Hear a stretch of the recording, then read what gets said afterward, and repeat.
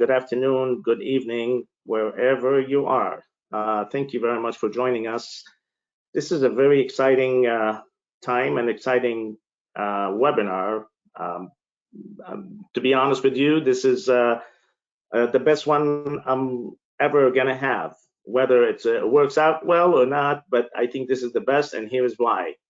The guidance is out, so we're not gonna promise you anymore that the guidance is coming. It is here, and today you've probably seen these handsome men. Unfortunately, we don't have any beautiful women with us today, but there will be in the next in the rest of the series. Cisco Vicente, hopefully you all know who he is. We've been together in this for the past 5 years, right? So he's definitely here to give you information and answer all your questions. Jason Spiegler, Senior Director of Strategic Initiative at Siemens Digital Industry Software.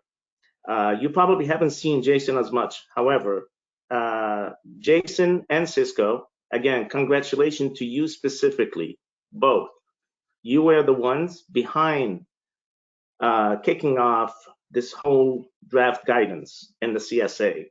So CSA is associated with both of your names. So we really appreciate you both for bringing all of us in the industry, not just the FIXA team. You literally brought us all together as industry who's looking to innovate better while maintaining the safety of our patients. So thank you both, and welcome, Jason. I'm very happy that you joined us today, and hopefully you're going to join us for more webinars. Ken Shitamoto, can't thank this man enough. He's been on pretty much over 100 webinars, God knows how many conferences.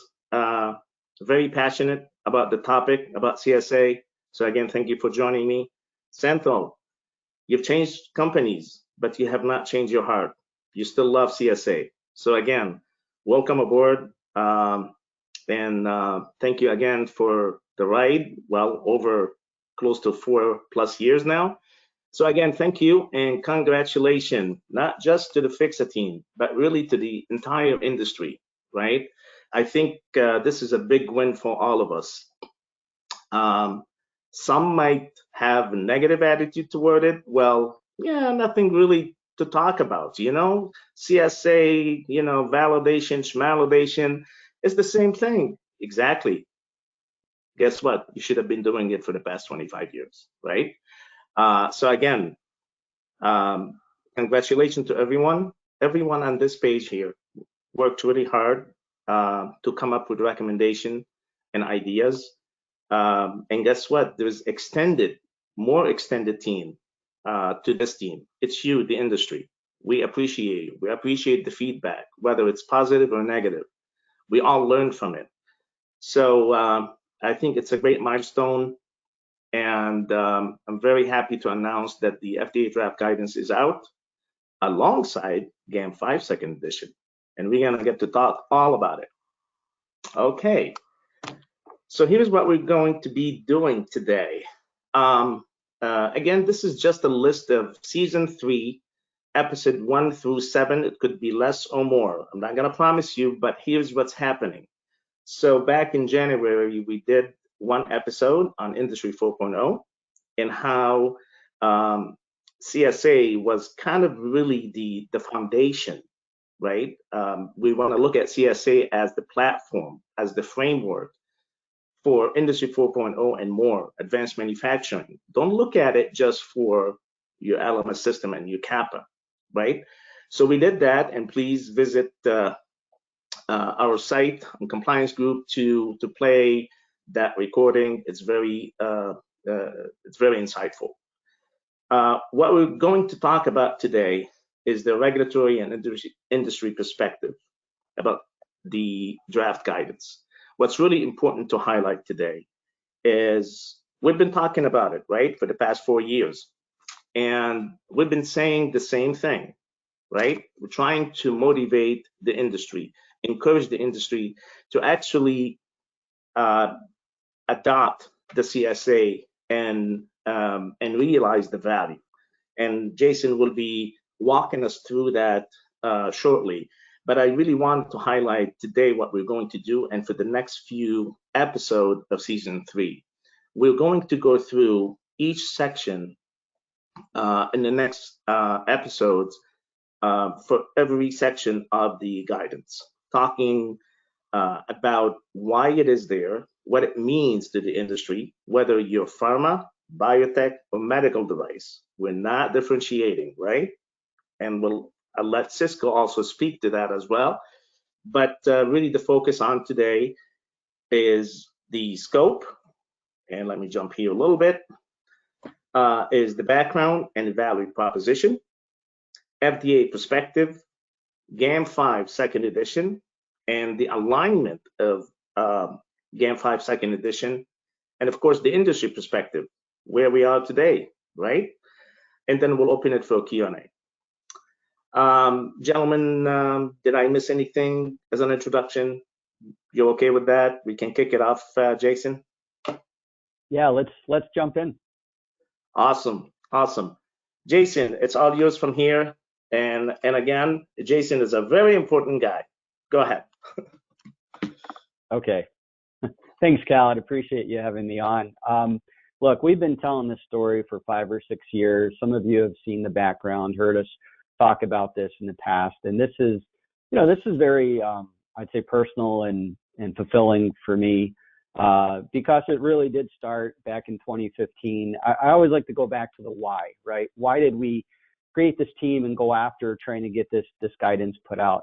It really did start with this question to a group of about a dozen executives, different functions, different companies. And, I asked them, what are the barriers for you for realizing value from your technology investments? And it wasn't the fact that they all said CSV. It was the fact that they spent an hour and a half going into great detail of all the different problems and reasons why it was a huge barrier holding them back from getting value. And I always give Fresenius credit not only for hosting us, but for allowing the FDA to participate in this event. And Cisco was actually part of this. And I'll never forget, Cisco, at the end of the meeting, you stood up and said, wow, I knew CSV was a problem, but I had no idea it was this big of a problem. And, you said, I want to be part of helping to solve this and make a difference. And the thing about this guidance and how it really is a direct answer to the voice of the customer and what we heard in that event.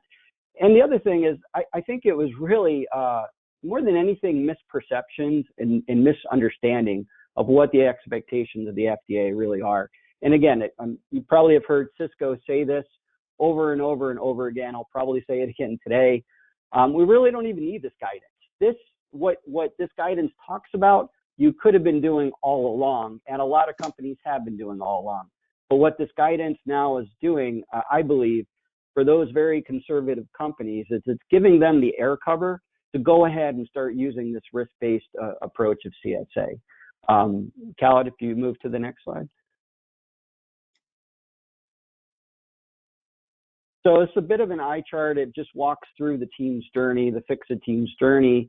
It was really around 2015 when we brought this great team together of thought leaders, but not just thought leaders and subject matter experts, but folks that really want to challenge the status quo, creativity, innovation, right? That's the makeup of this team. And you've seen many of them already speak on different webinars, and they're all recorded. You can see a lot of them on YouTube, right? All the different folks that Khaled already talked about. But it was really around 2015. We got together. We started talking in detail, using real life use cases and software implementations, and started coming up with, using critical thinking, different approaches to risk as well as assurance, right? We go to 2017, we get some early adopters, Old Life Est and Medtronic are advocating and explaining their journey and examples of how they use CSA, and more importantly,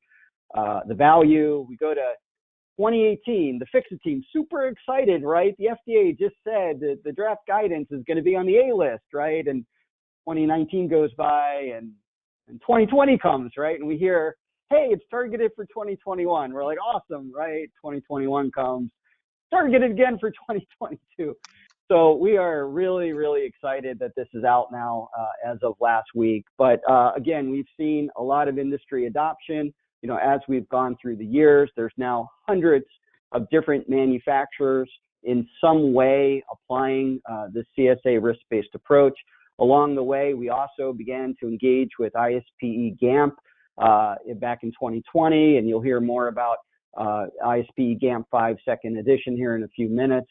And we brought MDIC onto the team in 2021, and they've been, you know, great support as well. So again, it's been a long journey. We're super pumped. Let's go to the next slide.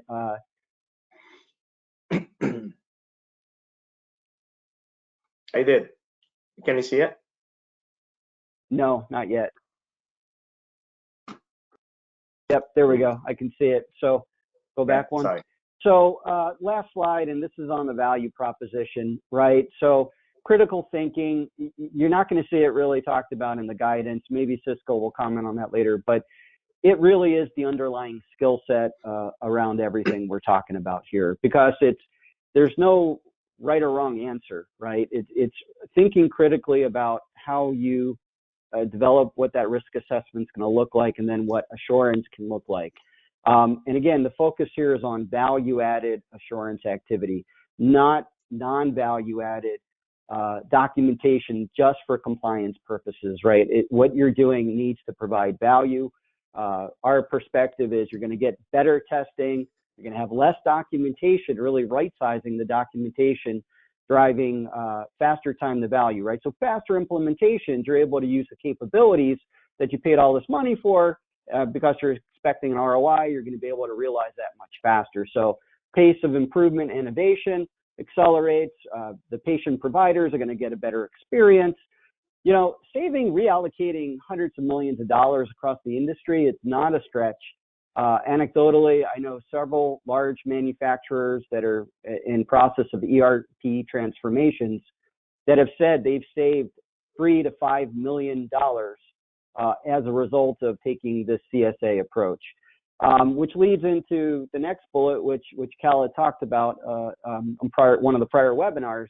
You know, this is foundational for all kinds of digital transformations, whether it be smart manufacturing or advanced manufacturing or whatever you want to call it.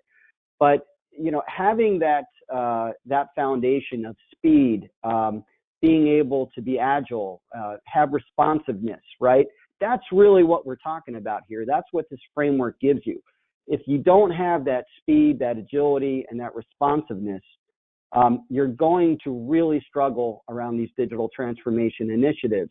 And all of you understand how important change management is, the organizational change management, and getting the excitement moving. And if you're not moving fast enough, you're going to lose that. Leadership's going to change, and your initiatives are going to die. It's really foundational that you have a CSA framework in place for these other initiatives. You know, the last bullet, I think Ken will maybe talk a little bit about this, opening the door for modern software approaches. You know, some of the comments I've seen online is, hey, there's nothing new in this guidance.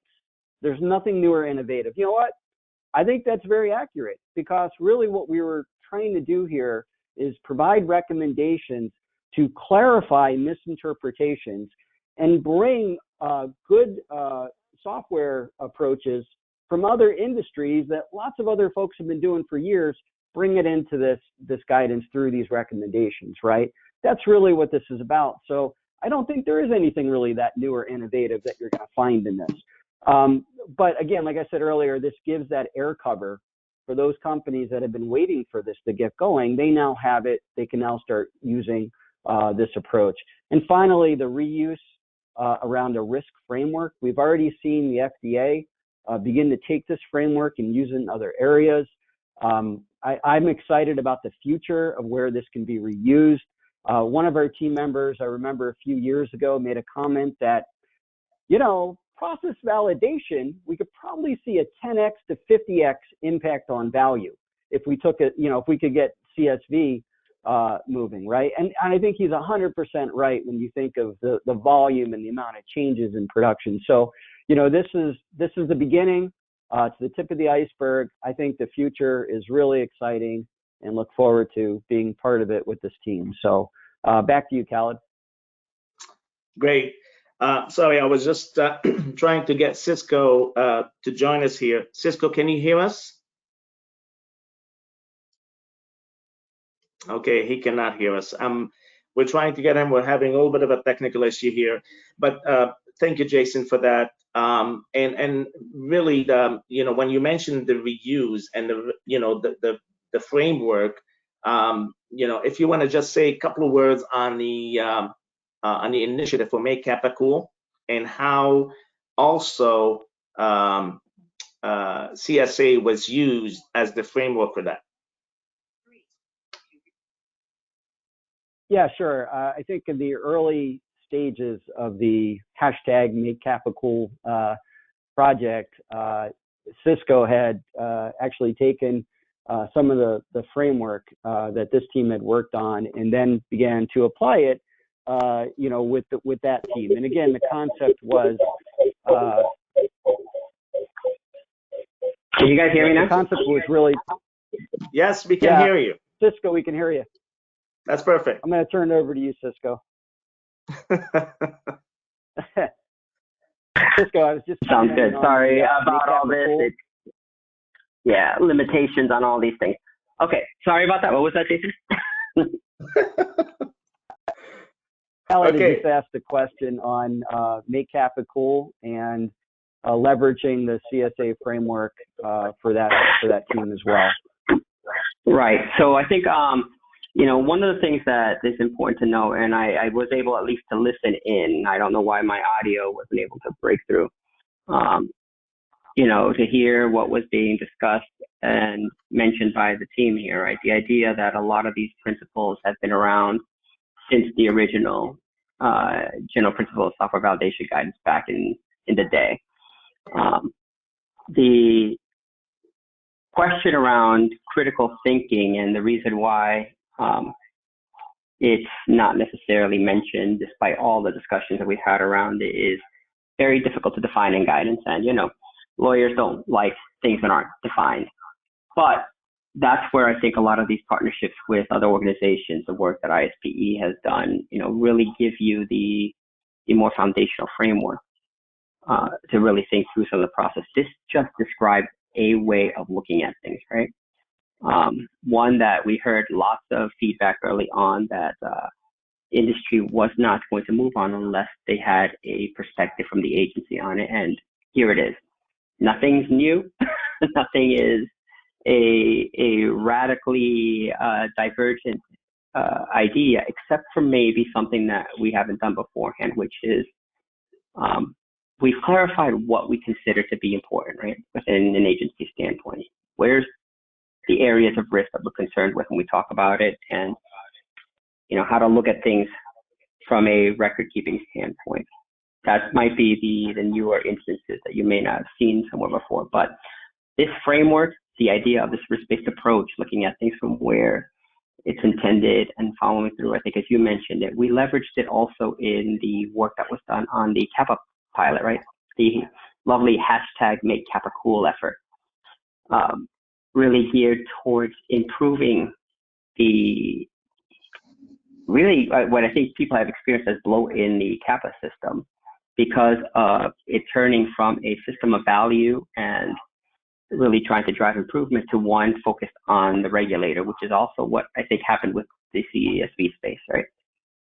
It became more about meeting a compliance checkbox versus moving forward.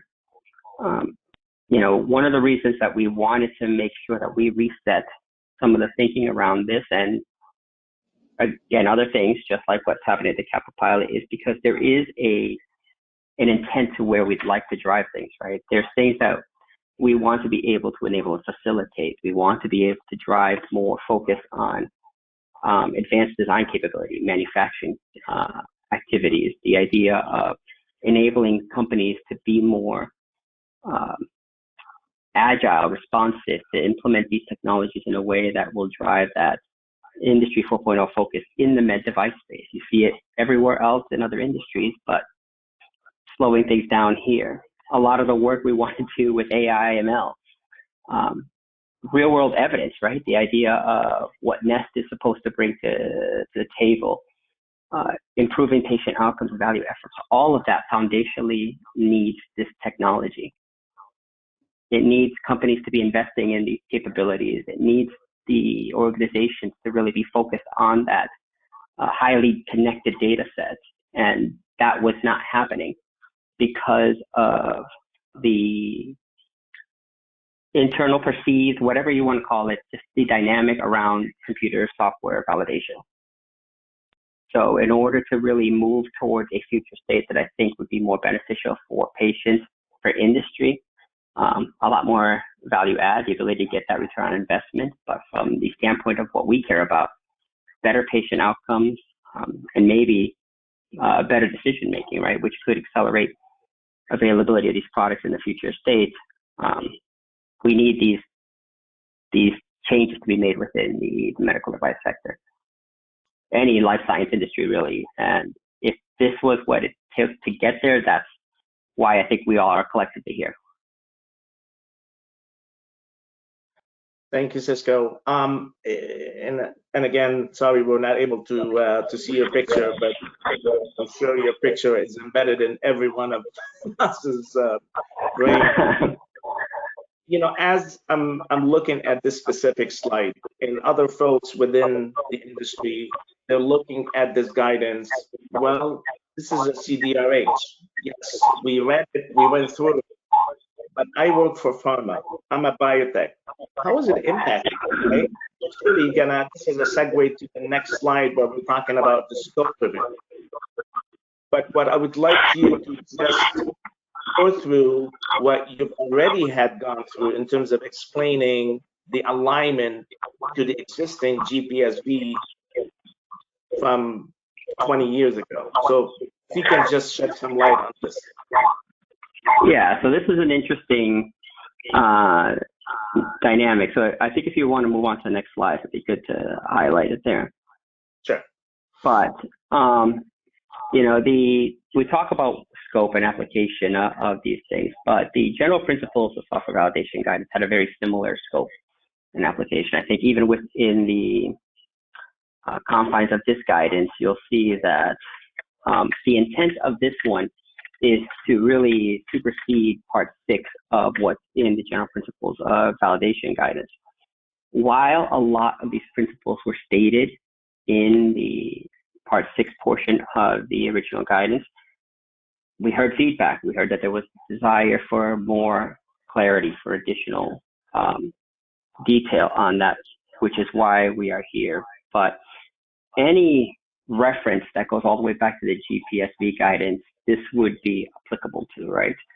I think within the guidance itself, you know, and these are just, again, recommendations from the agency. The thing in here is binding, just like any guidance that the agency puts out. The idea is that we clarify an option set for you, but it's up to industry to decide how to best implement that, or if there's a better way, and that's always been the case. In this one, you'll see, I think even within the guidance, that it's been cleared through several of our centers. The Center for Biologics is on board for when it applies within the blend of medical devices. You know, we've consulted with the Center for Devices on this, and I think they're acknowledged in that guidance itself.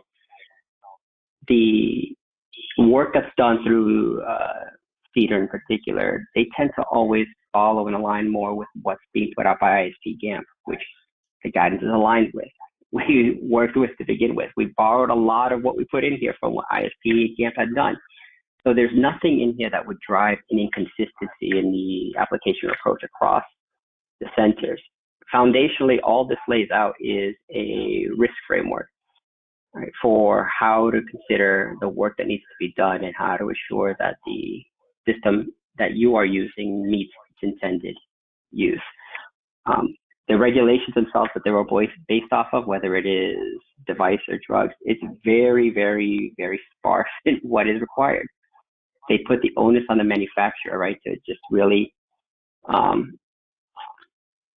take responsibility for making sure that these systems function using a captured or documented approach that is commensurate with the risk.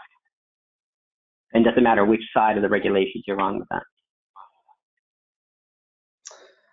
That's good. I think you definitely answered that question. That is, if you want to go on mute, if you're not speaking, please. I think when we lay it out here, the guidance maybe 24 pages, right? It's short, but it's got these sections, right? It might look simple, and I believe it is simple, right? So Cisco, if you can just elaborate a little bit here on, is this really it? Is it this simple, or is it complicated? What should those folks that have not adopted the guidance so far, right? We know that over 100 plus companies have adopted the CSA, and I'm gonna call it methodology. I'm gonna stop saying guidance anymore because the guidance is out, the FDA is supporting it, GAMP is supporting it, we're happy campers. Now it's about really the implementation piece of it, right? I guess, what would be your recommendation, Cisco, being with the FICSA team this time? You've done so many webinars, you've asked hundreds of questions. What would be your recommendation for someone who's ready to implement but still waiting? So I think in that sense, it's the idea that, you could find a lot of, and you talked about it being very simple, but if you look at those four framework elements, they've already been stated before in policy. So it is simple. It shouldn't be a taxing activity. That's never been the intent. But the devil's always in the details of execution, right? What we're saying here is keep the value of all this is really in that simplicity, but truly understanding what it is that you're going to use, the software, the automation, the function features. We broke it down into as many distinct ways of applying this as you could possibly look at it, and you can go down to that discrete level to look at things based on what you're doing in your specific application. But look at that piece, understand the risk there. And one of the things that we wanted to make sure was clear is the idea of not confounding what is the product risk, right? What happens if the product fails, with what oftentimes these systems are involved with, which is a more process-related risk. There's a different way of looking at it. Not everything requires a FMEA in order to get to an end result. The other piece of this is leverage a lot more of the unscripted testing methodologies. They've always been acceptable as a way to really make sure you've assessed the product for intended use. In a lot of cases, even in a high-risk process case, they are a better mechanism for making sure that the system meets its intended use. And all we're doing here is making clear that that's an acceptable format, right? Again, doesn't mean undocumented, unscripted, and undocumented, not the same thing.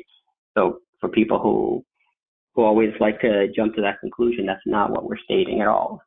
But it does mean that the documentation also does not need to be a burdensome paper exercise. It should be something that is of value to the organization, something they can reference quickly and find answers to, right? I understand, here's the risk we evaluated, here's what the intended use was, here's what we did, here's what we determined and came out of that specific set of activities from, how we decided and made a determination that we're confident in the system's ability to meet that intended use. Great, thank you. Thank you for that. I'm going to transition a little bit. Before I go through this, I want to get to GAMP a little bit. I'm going to give you a break, Cisco. I really want to transition to GAMP second edition, right? And the alignment of GAMP to the draft guidance, and how some of us within the FICSA team, and of course other folks from the industry and the life science industry, how they've actually contributed to GAMP 5 with the same state of mind, with the same mentality that us from the FICSA team, those guys who've been together for the past 5-6 years, coming up with these recommendations. We met throughout the process, really, many folks that are open-minded, and I align that with the critical thinking piece of it. Therefore, GAMP really jumped on this from 2019 by endorsing the CSA concept, and obviously delivering 3 different guidances, right? One of them is GAMP 5, which is technically what we all follow, whether med device, biotech, pharma. One of the questions, and I'm not going to go through what GAMP 5 is covering, right? Because there's a great alignment between GAMP 5 and the CSA guidance. But really what I would like Senthil and Ken to help me just explain how CSA can be leveraged, right? For AI, for cloud, for ML. You may not know all the details, but I want just your opinion from an industry practitioner, from Gilead, from Amazon, is to really help us. How is it used in your organization? Where are you going with it? Without going into the details of testing and stuff. So just really high level, if you don't mind. So Senthil.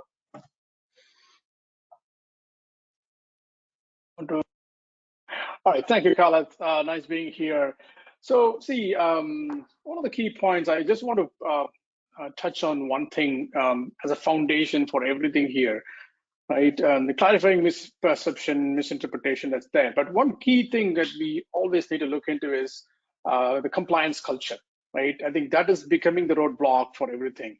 We always think about how to really be compliant with. I think everyone in the industry are looking into that. But what the CSA is actually shifting the focus is focusing on your quality, and the byproduct of that is compliance, right? I think that is I would say foundational. And I think I probably want to double click further on what Jason mentioned. It's the tip of the iceberg, right? And that touches your question as well. What does it mean here is once you get the foundation right, then the possibilities are enormous. The technologies are going to provide lots of ways to be in compliance with. The areas where you have not even thought about, that can be thought through now. There is no barrier because you are able to automate, you are able to use certain services through which we can do a real-time compliance, which is not a possibility before. And the CSA is actually providing us, I would say in a form of 4.0 world, it's an enabler. Like validation 4.0 enabler to me, right? It's a definite enabler, but it's just that we are still in the tip of the iceberg. There is so much to do on the space. But we are not focusing on the infrastructure piece, focusing on the platform as a service or even as a software as a service, how far we can go. And one point, and then I'll leave it to Ken on that the industry side is the ISPE and also the CSA as an alignment where you leverage your previous work, right? The service providers work. I think that is a phenomenal one because that allows the industry to focus on innovation at large, right, rather than focusing on documentation-centric world. That means now the industries and the service providers and the regulators needs to come together and to see how better we can go through this path. We may not have all the answers now, which is fine, but we should walk, right, and then learn and then go towards it. That's the best way forward. Ken? Thank you, Senthil. Sure. Thank you for the opportunity, guys, to speak, and hey, congratulations around the table. You know, I got to start with this story. I was on an interview panel, interviewed people, 4 out of 5 people, senior CSV leaders, couldn't give me the rationale for why they did what they did as far as the approach. 4 out of 5 failed that question. Senthil, you brought up the compliance culture. If you look at compliance, you don't have to comply with guidance. Right? What you have to comply, true compliance, is with the laws and the regulations. And if you look at those, look at 827, it says you have to validate, right, production quality systems. You look at 21168, it's got things like, you got to input-output verification, your backup. You go to Annex 11, and you'll see things like, hey, you in Section 4, you got to validate it, but you need to have be able to justify your approach to protocols, results, reporting, etc. So when you look at it from a true compliance perspective, the approach has always been you have to validate. The how is always within our freedom and our ability. And if you look at 2003, scope and application, right? It even said, hey, you should have a justified approach. You shouldn't apply broad interpretations. And so back to your point, Khalid, what this does is we can take on these new technologies because there's nothing holding us back except ourselves. And you look at it from a compliance perspective, consider this. There are a lot of places where there is no QA oversight, direct QA oversight or review. You look at, say, statistical programming. I have 2 programs that program it. And at the end of it, there is no QA review and sign off. That is something that we have created for ourselves. So we have the ability to take on the technologies that are there to help modernize and to move ourselves forward. And with that, I know time is short, so back to you, Khalid. No, but Khalid, this one point I just want to make, because I think this is known to everyone, but I think it's best for us to, this timing is perfect, I guess. This was stated in 2003, right, in Part 11 guidance, August publication, right? Unnecessary controls and costs and could discourage innovation and technological innovation without providing added benefit to the digital public health. This was called out way back, right? So I think as an industry, we should continue to ask the same kind of question, right? Or if it is a barrier to innovation, that means we are fundamentally not doing it right. Hey, so I think, yes. I'll top you. 1997, if you go to the preamble to Part 11. Oh, yes, I remember that. Flexibility to adjust the extent and stringencies of controls by any factor you choose, including financial ones, right? So we have always, it's like we are the ones who are self-inflicting, creating all these rituals that are preventing. For the people who say, like, I need this guidance document to come out, it's like, it's recommendation, you read it.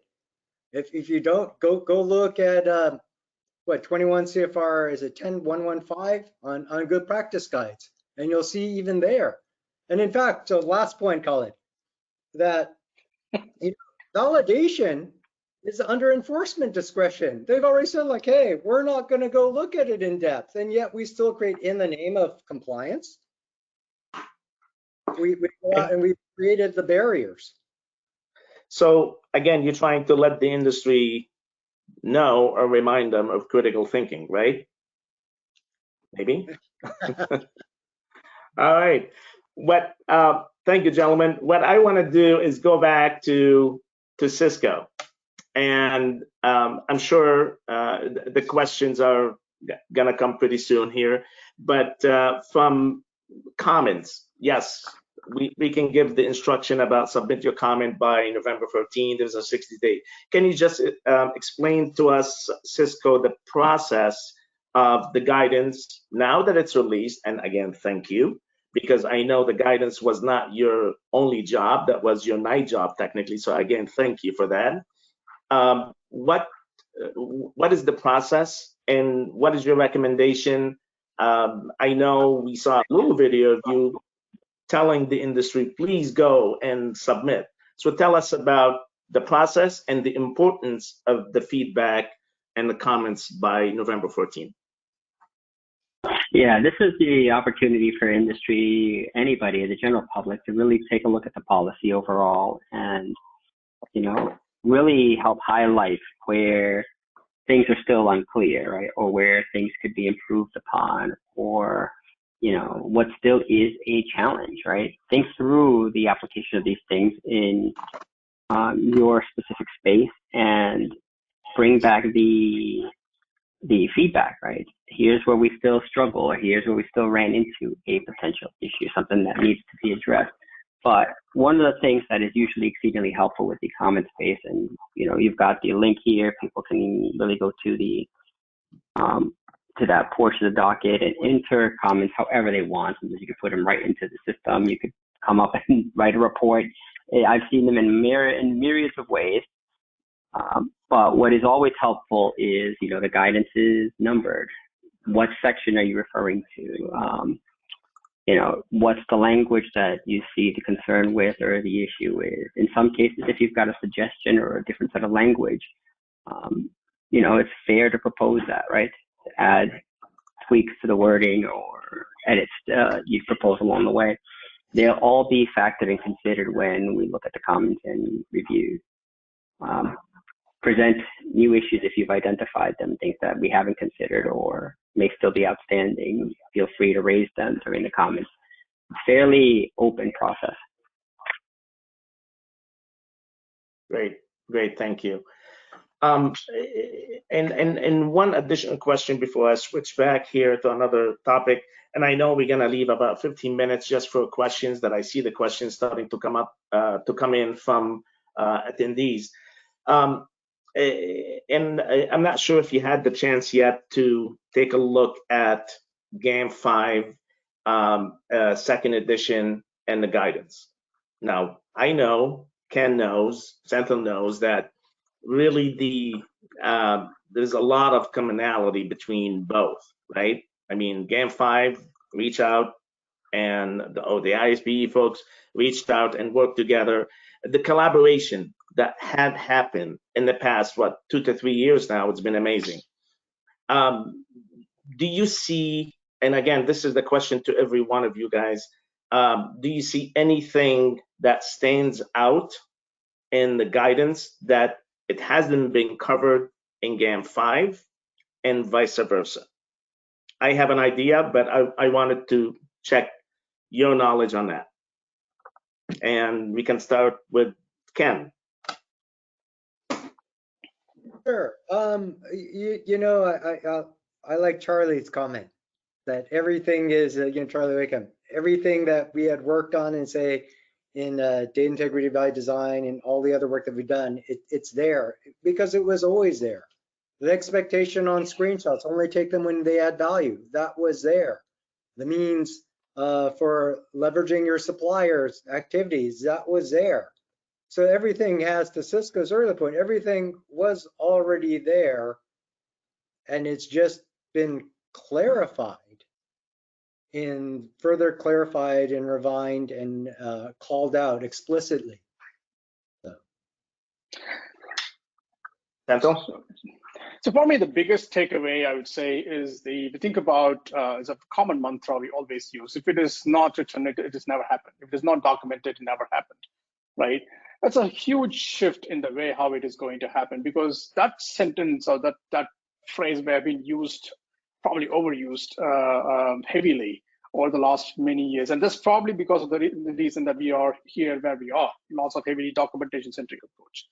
And then it's from the GAMP and data integrity and this guidance, there's a lot of content out there, both from how and where to focus.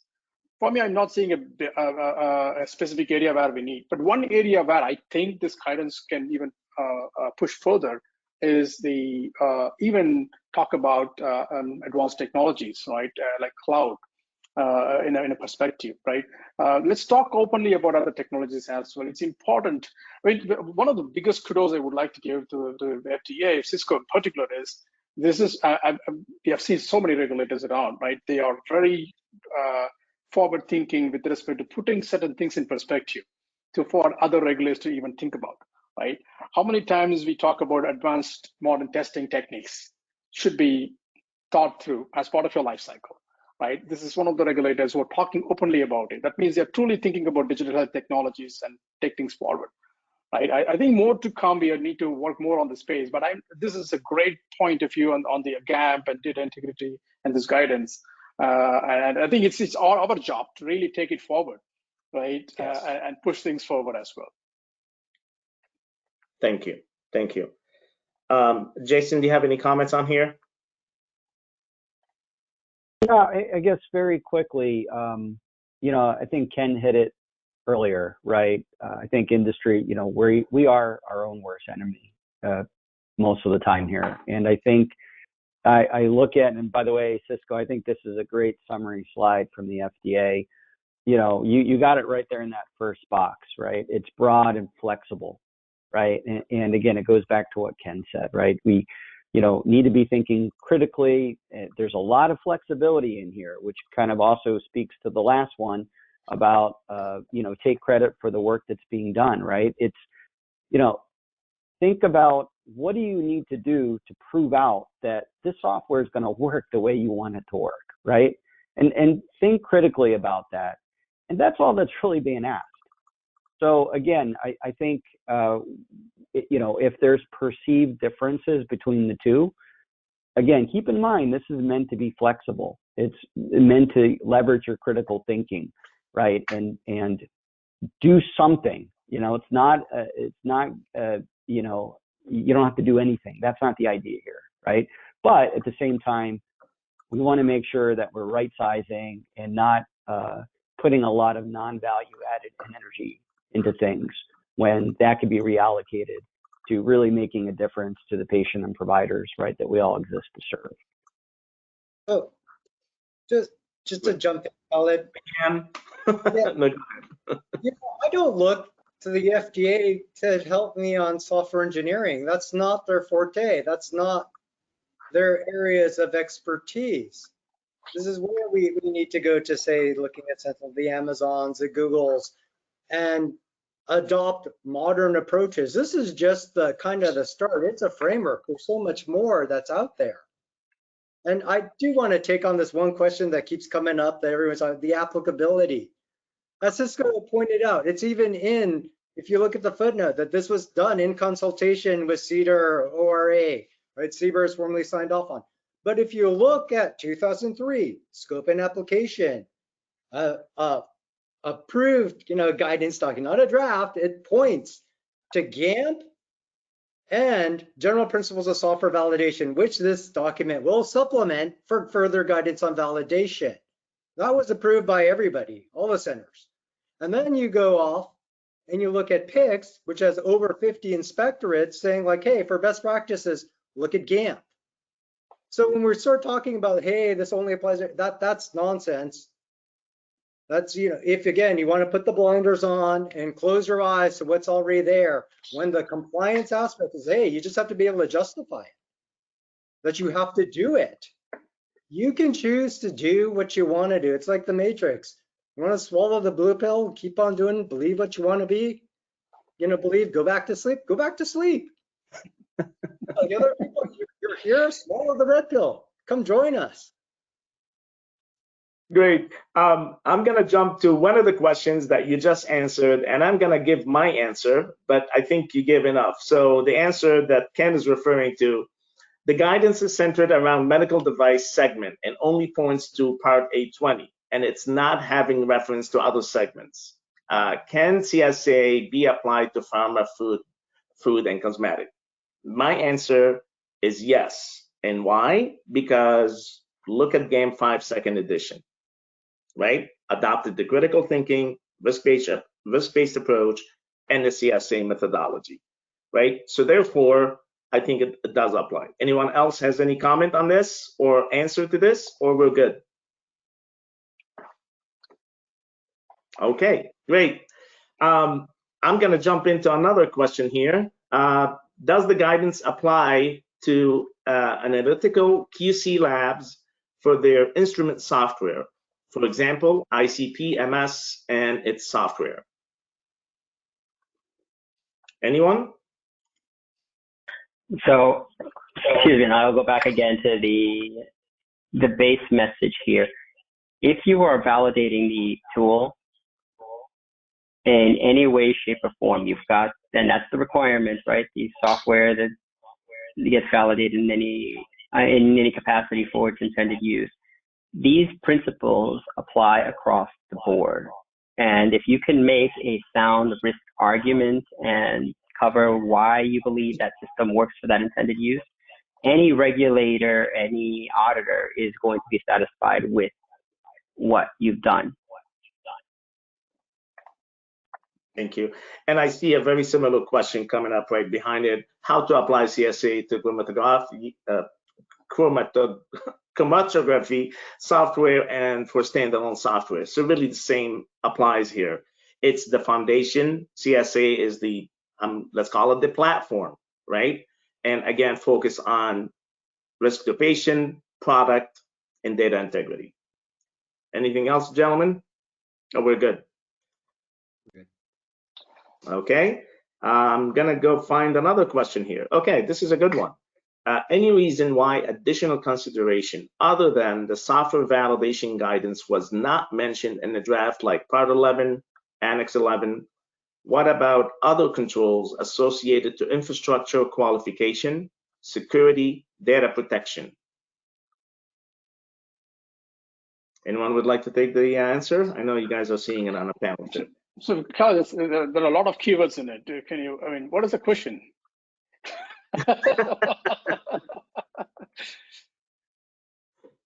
All right.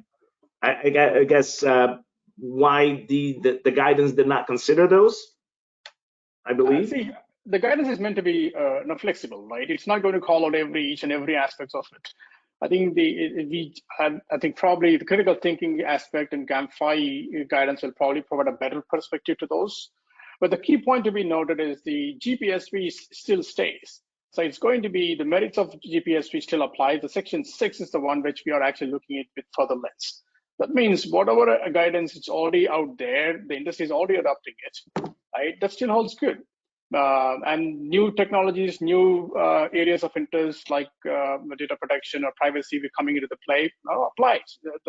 Nothing stopping us not to apply those, right? I think for me, I'm not going to expect the regulator to call out every aspect, because as the industry, they will be moving much faster than the regulator. That's why we need to have an open conversation with the regulator, bring the regulator in, right, so that they are in the best position to be, bringing a policy position in, right? I think Cisco may provide a better light to that as well, because that's always the case. The industry pushes further, regulator provides better policy oversight on that. Right, and I think within that space, you want to make sure that you're seeing the distinction that all those systems, anything you're implementing in your organization, it just makes sense to do some validation work, right? You want to make sure they work for your intended use. The regulations, they say when these tools are touching these specific types of activities, this is when the agency wants to make sure you've applied some critical thought, some rigor, and where we'd want to make sure that you take in responsibility for, because that's, end of the day, what we're looking for. So the idea of not necessarily mentioning infrastructure and all these other systems along the way is not to say that it doesn't make sense to validate them. It should make sense to validate them.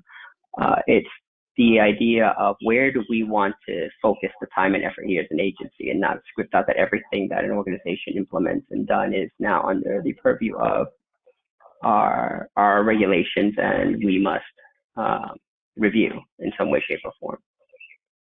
So just to add on to that question, they reference Part 11, like the controls in Part 11 were written for a time when those controls didn't exist in most systems. Now they're ubiquitous, they're all there. The reference to Annex 11, Annex 11's only got a couple sentences. It doesn't have like an in-depth. Frankly, back to I think what you were alluding to, I don't want the FDA again telling me how to do this. Because then, like, let's consider, how long does it take? We're still waiting for 2003. So now we're going to revisit Part 11. We're still waiting 19 years later. If they put that level of, it will never keep up with the technology. The compliance expectation is that we're able to we do it, and or we're able to justify what we do. For example, we do IQs right now, like for installation, because there's a possibility someone could fat finger it.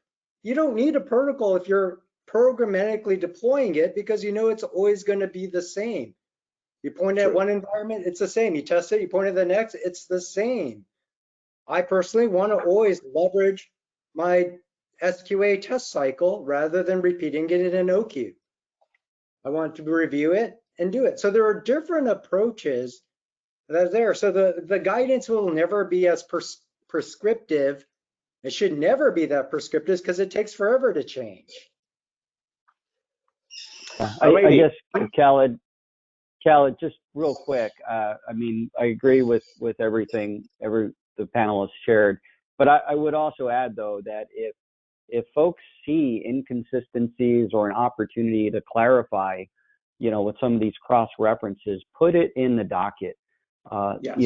And because again, whether it gets in or not, I mean, who knows? But it could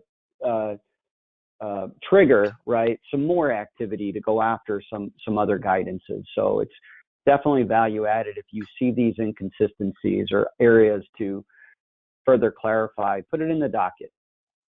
There's no harm, right? Thank you, Jason. This is great. One question. Sorry, go ahead, Cisco. No, I was just agreeing with what Jason said. Awesome. One question for you, Cisco. I think this is a very common one as well. What exchange around CSA has already taken place between FDA and other regulators?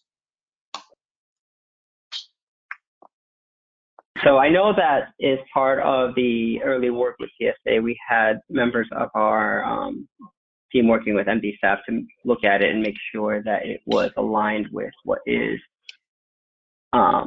understood from a 13485 standpoint. And that's been done. Now, with regards to engaging and bringing this out to other regulators, it all depends on the regulator that it's being discussed. The ones where it is, again, a 13485 approach, where the idea of the effort being commensurate with the risk kind of being littered throughout the standard, being there, I think most of them have already been aligned with this concept for a while. So I don't think I've ever seen or heard an issue yet from anybody who's applied or implemented these principles or used that approach from a MDSAP audit perspective. Now, if you're looking for regulators beyond that, then, once this guidance is out, it'll drive and spark some additional conversation, and there's maybe additional opportunities that can be pursued after the fact. But I think the key was just getting this thinking out to get people having these discussions. Great. I think we can take one question, and I want an answer in less than a minute from Ken. What does objective evidence look like as we move away from screenshots, which we are not? So if a quality engineer executes a script and says it's passed, is that enough? So Ken, I know you're passionate about this screenshot. That's why I want you to answer it. But short answer. Sure. The fact that you did it, that you initialed it, you could say like, hey, that it passed. That in itself is objective evidence. It's no difference when the doctor just simply writes you're male or female. They don't take pictures of your genitals and attach it to your report. It's the same thing for your, those standards exist. If it's something, again, GAMP has always said it. If it adds value, take that screenshot. If it makes it easier to report, take that screenshot. But just taking screenshot for screenshot's sake is non-value added. So awesome. Fair enough. Thank you. Thank you for that short answer. And now I got 1 minute left. Well, it's actually not a minute left, but I want to take really your last word. And again, this is not the last word. As you know, we're going to have more webinars for every section of the guidance, but I would like to get your perspective, gentlemen, and I'll start with Cisco. Any last words here in this webinar? Yeah, this is really intended to try to make things easier from an implementation technology standpoint, right? That's the intent and goal for a lot of this work. Trying to make sure that people understand that we as an agency are behind the adoption of technology. We believe that it brings significant value to every stakeholder that we deal with. And if you're finding that this approach or what's being done in your organization is a barrier, something's not working. So please feel free to bring it to everyone's attention, reach out, comment, and share what's happening and what your perspective, because we can't address what we don't know. And, that led to a lot of what we got to up until this point, just not asking the question and having that discussion. Thank you, Cisco. Jason? So a few very quick comments. Number one, again, use the docket, put any suggestions, recommendations, questions, right? Put it in the docket. We want to get this. We want to make this better, right? We want to drive improvement here, okay? Number two, if anyone has any questions, this FICSA team is phenomenal in terms of the talent we have across different manufacturers, both small, large, different segments, right? Please reach out, right? This team is very willing to jump on a call. Different people will jump on a call, and we really want to help the industry adopt and go in this direction. It benefits all of us, right, as consumers of these products and our families of these products. Thank you, Jason. And I was just really pointing toward the Join FICSA LinkedIn group. If you have any questions, please join the group and ask the question there. Most of the team here, and it's not just the FICSA, it's a very extended, over 600 members that can answer the question. So please ask the question there too. Santo. I think for me, the CSA, it's a conversation within the industry, particularly with your quality partners. So take your quality teams with you. I think that is the most important aspect. I think there are several literatures around. You might have seen several of our colleagues or team members presenting it. And then one thing takeaway is CSA is it's actually advocates for more testing and then leverage the service providers' efforts. I'm more involved in several of the efforts with our customers. If you have any questions to general cloud, I'm agnostic of any service provider, please feel free to reach out to any one of us, and we'll be in a position to provide a color to it. What is the meaning of leverage, right? I think that is also an area of work that when you're having this conversation, what is the meaning, right? So please feel free to reach out and provide your thoughts and comments to the dockets. Thank you, Khaled. Thank you, Santo. Appreciate it. Ken, So, best to last. Takeaways to walk away from. Unless you can trace it back to, say, the laws or the regulations, it's not a compliance issue. It's a tradition that's holding you back. So really revisit what you're doing. And looking at this, just to echo, there was that earlier point on the other regulatory agencies. Again, PICS with over 50 inspectorates signing on, point to GAMP for guidance on best practices. That C in the CGXP, that current C, that's where you go to GAMP to get that. You'll get the details that Cisco alluded to that you can't put in, say, an official guidance document because of all the lawyers and all the restrictions on what can and cannot be said. And to the last one, Jason, there are things that I don't agree with in this document. So I'm going to put comments. Like it alludes that, or it implies that you can only use unscripted for low risk requirements. Cisco earlier said, okay, you could do it for high risk requirements, but as written, it implies that. And the level of scripting is not proportional to risk. It's a complexity. I can have a highly complex thing is just press the button. I don't need very verbose scripting for that. So it's not linked. So everyone review it, provide your comments. Let's make it better. Thank you. Thank you, gentlemen. Thank you very much. Appreciate you. I appreciate the industry for following us all these years. And look, we have the guidance. We have GAMP. It's just a matter of going ahead and applying it. So thank you again. We look forward for the next webinar. Please keep an eye on the next email for the next episode. Thank you very much. Support. Thank you. Thanks, everyone. Bye-bye. Thank you. Thanks. Bye.